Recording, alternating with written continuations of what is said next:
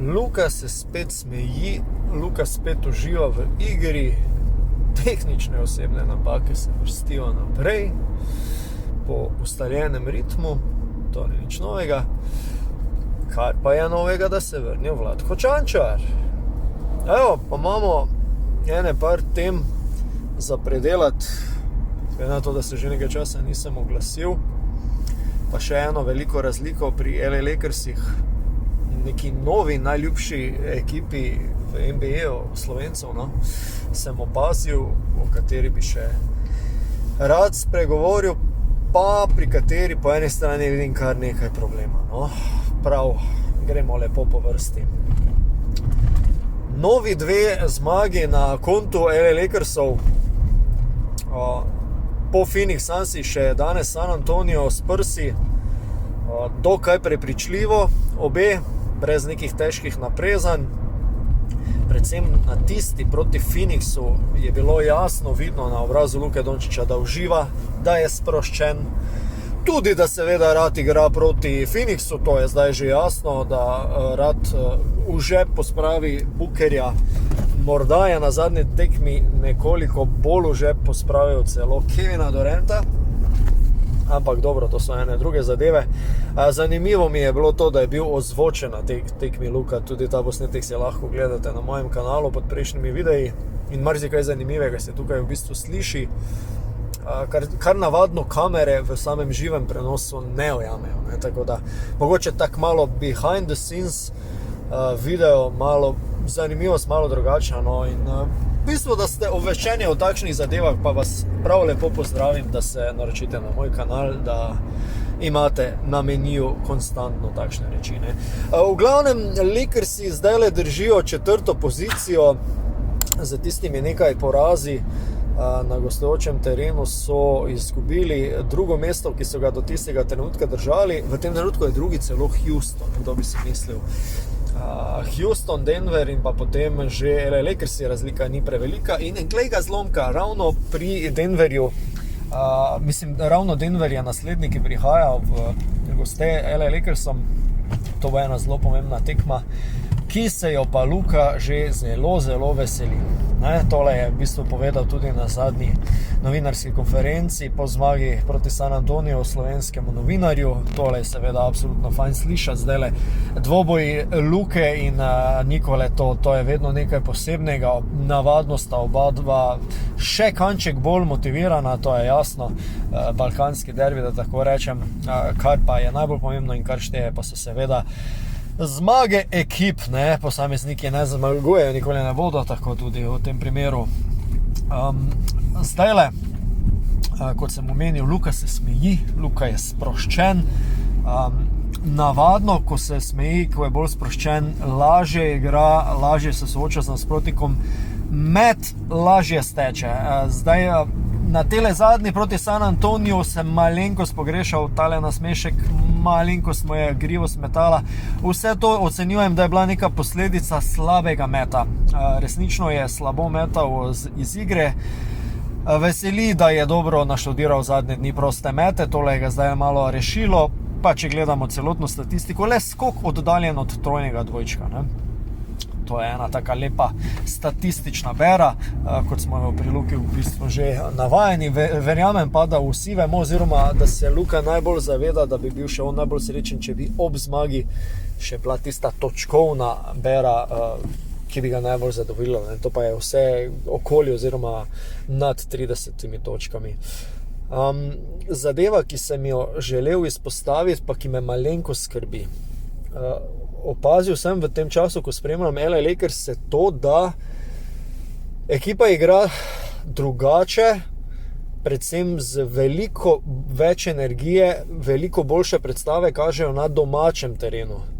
Mislim, da se to zdaj izkazalo že ene parkrat, se pravi, podrobneje spremljam Lakerse, odkar se je Luka k njim pridružil.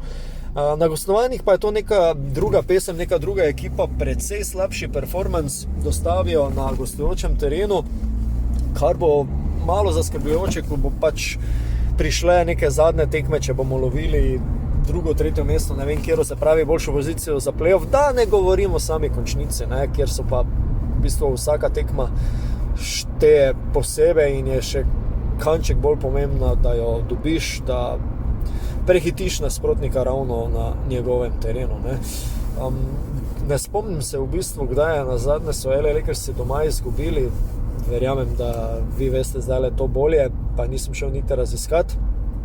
Se pa zelo svež spominjek, da pa so nazadnje izgubili. Tako da v bistvu veliko slabše igrajo na gostovanju. LeBron James je še vedno poškodovan.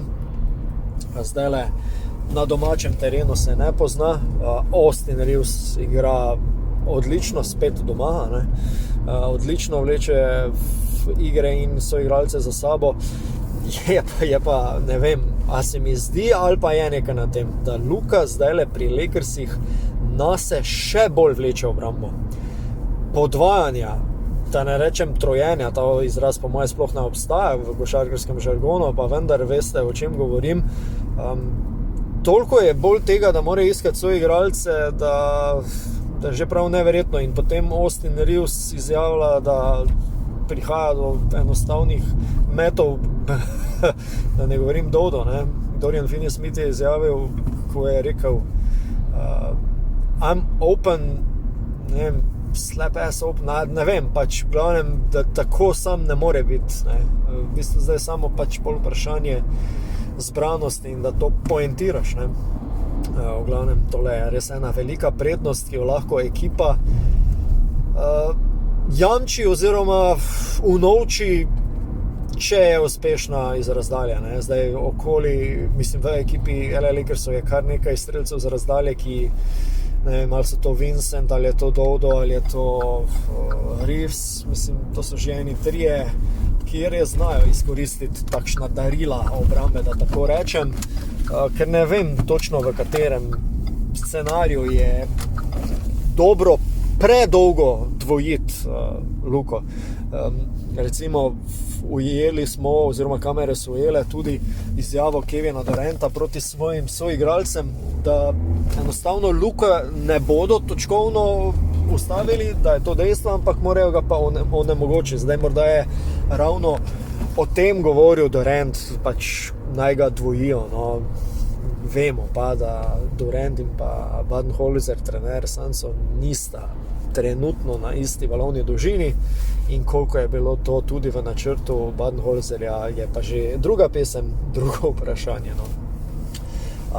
Kako pa vi gledate na to, na te situacije okoli Luke, okoli tega dvojenja Luke, o njegovi formi v zadnjem času, strelski nasploh, kako opažate njegov govorice telesa in pa kaj menite o tej razliki med igranjem Lakersov doma in pa v gosteh? Tole je vaš prostor spodaj v komentarjih, vas prav lepo povabim, da izrazite svoje mnenje. Kot sem omenil na začetku, še ena res dobra novica, tako zanj, kot verjamem tudi za ekipo Denverja, kaj šele za slovensko reprezentanco. Upajmo, da je zdajle tehle težav Vladka Čančarja s poškodbami enostavno dovolj. Fan se je pravkar vrnil, že na prejšnjih srečanjih je dobil nekaj drobtinic, tokrat prav proti Warriorsom, ki jo je Denver v gosteh tudi zmagal, kar 21 minut. Zdajle, kako si je fan tole prislužil, zadev je eno trojko, ujel en skok v napadu in iz njega položil žogo tamle v gneči, se pravi, dosegel je 5 točk, skočil 8-krat uspešno za žogo. Zdajle 8 skokov v 20 minutah za krilo oziroma krilnega centra, daleč od tega, da je bilo švoh. Ukradel je še žogo in dodal 2 asistencije. V glavnem pretok žoge v tistih highlightsih, kaj sem jaz videl, kar je bil Čančar v igri, je bil lep, dober, tak zadovoljiv, da tako rečem, in najbrž tudi zaradi tega, pa verjetno še kakšne poškodbe pri Denverju, res lepa minutaža.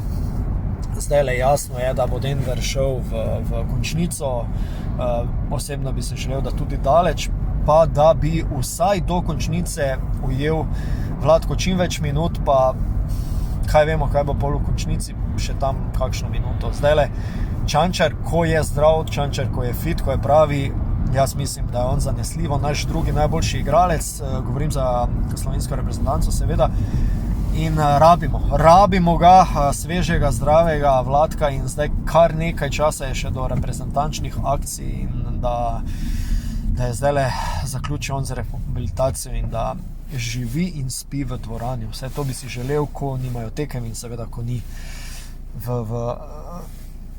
z ekipo. No. Mislim, da so take stvari jasne.